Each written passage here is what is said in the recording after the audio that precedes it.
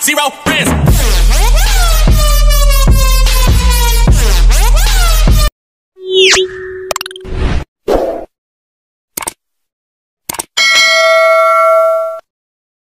Assalamualaikum warahmatullahi wabarakatuh. Alhamdulillahirabbil alamin. Nahmaduhu wa nasta'inu wa nastaghfiruh wa na'udzu billahi min syururi anfusina wa min sayyiati a'malina. May yahdihillahu fala mudilla lahu wa may yudlilhu fala hadiya lahu. Asyhadu an la ilaha illallah wahdahu la syarika lahu wa asyhadu anna Muhammadan abduhu wa rasuluhu la nabiyya ba'da amma ba'du. Rabbi shrah li sadri wa yassir li amri wahlul 'uqdatam min lisani yafqahu qawli. Perkenalkan, nama saya After Wijaya, NBM 2121020007,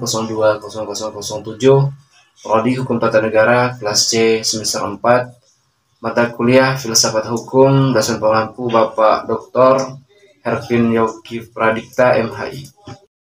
Di sini saya akan membahas mengenai sifat dan karakteristik hukum Islam. Yang pertama yaitu sempurna. Sempurna artinya utuh, lengkap segalanya. Kesempurnaan hukum Islam atau syariat dapat dilihat dengan diturunkannya syariat Islam dalam bentuk yang umum dan mengglobal permasalahannya. Kecuali hal-hal yang bersifat langgeng, nas membuat prinsip-prinsip hukum terperinci, konkret, dan teknis. Misalnya masalah peribadatan, perkawinan, perceraian, dan warisan diterangkan secara terperinci. Syariat Islam dapat benar-benar menjadi petunjuk universal dengan bentuk yang umum dan global tersebut. Syariat Islam juga dapat diterima di semua tempat dan di setiap saat. Juga diharapkan hukum Islam dapat berlaku sepanjang masa.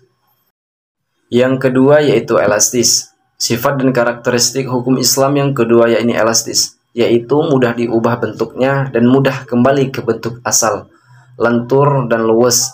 Keelastisannya mencakup di segala bidang kehidupan manusia, baik jasmani maupun rohani, baik mengenai hubungan manusia dengan Tuhannya maupun hubungan interaksi sama sesama manusia. Juga tuntunan mengenai kehidupan manusia di dunia dan akhirat. Hukum Islam memperhatikan segala aspek kehidupan manusia, baik di bidang muamalah, ibadah, jinayah, siasah, dan bidang-bidang lainnya.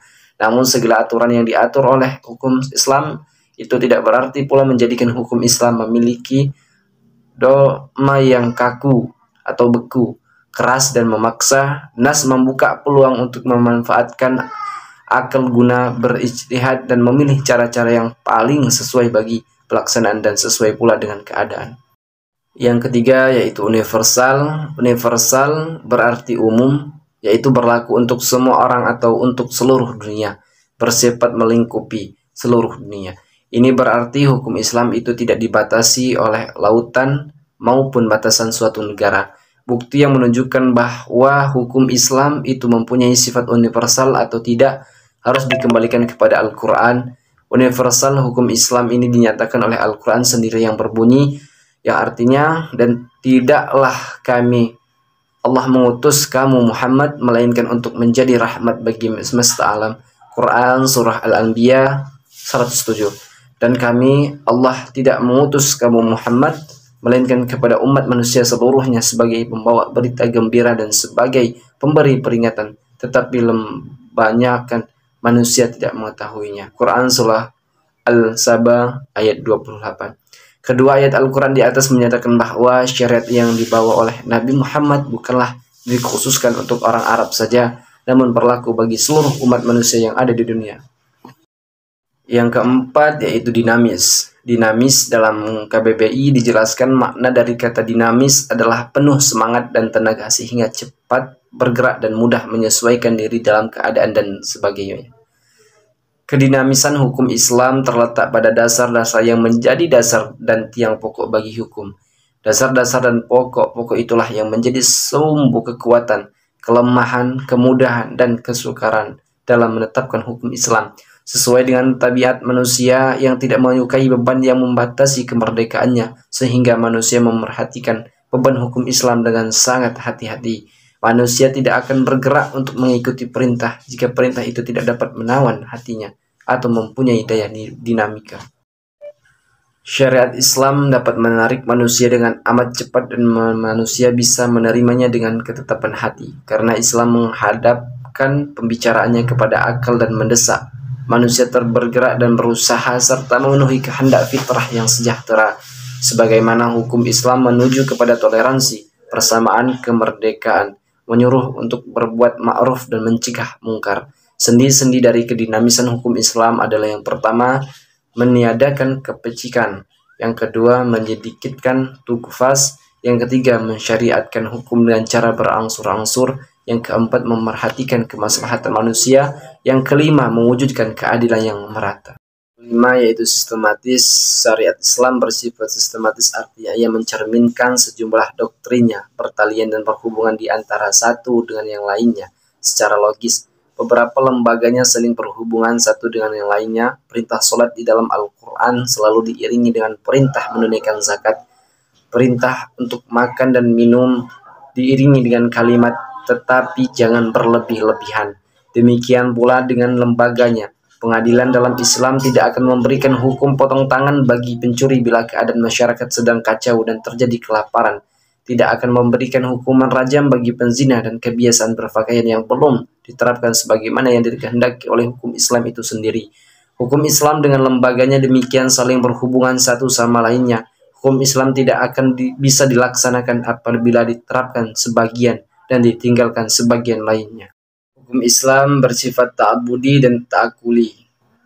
Al-Satibi menyatakan bahwa ta'abudi adalah suatu di mana tujuan hukum dalam melembagakan hukum untuk membebaskan mukallaf dari perintah-perintah hawa nafsunya, agar dia menjadi hamba Tuhan dengan sukarela, ikhtiaran, sebagaimana dia juga hamba Tuhan secara alamiah, ikhtiaran secara terpaksa, sedangkan ta'akuli adalah sebaliknya.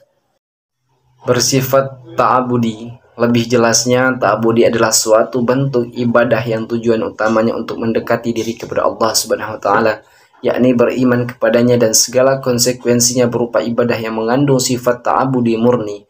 Artinya, maka ide dan konsep yang terkandung di dalamnya tidak dapat dinar khairu ma'qullah al-makna atau suprarasional. Manusia harus menerima apa saja yang telah ditetapkan oleh syariat. Contohnya, sewaktu Umar melaksanakan haji bersama Rasulullah SAW, Rasulullah mencium batu Hajar Aswad. Melihat hal itu, berucaplah Umar radhiyallahu an, "Kamu hanyalah sebuah batu. Jika aku tidak melihat Rasul menciummu, niscaya tidak akan aku lakukan hal ini." Bersifat ta'akuli. Kedua, yakni ta'akuli berbentuk dalam bidang muamalah. Ta'akuli ini bersifat duniawi yang maknanya dapat dipahami oleh nalar makullah al-makna atau rasional. Makna manusia dapat melakukannya dengan bantuan nalar dan pemikiran manusia. Ilat dari muamalah yang bersifat ta'akuli dapat dirasionalkan dengan melihat ada maslahat atau mudarat terkadang di dalamnya. Sesuatu dilarang karena ada kemudaratan di dalamnya dan diperintahkan karena ada maslahat di dalamnya. Demikian mengenai sifat dan karakteristik hukum Islam. Apabila ada kesalahan kata perbuatan, saya mohon maaf, saya ucapkan terima kasih. Hanya kepada Allah saya mohon ampun. Akhirul kalam, wabillahi taufiq wal hidayah, waridha wal hinayah. Wassalamualaikum warahmatullahi wabarakatuh.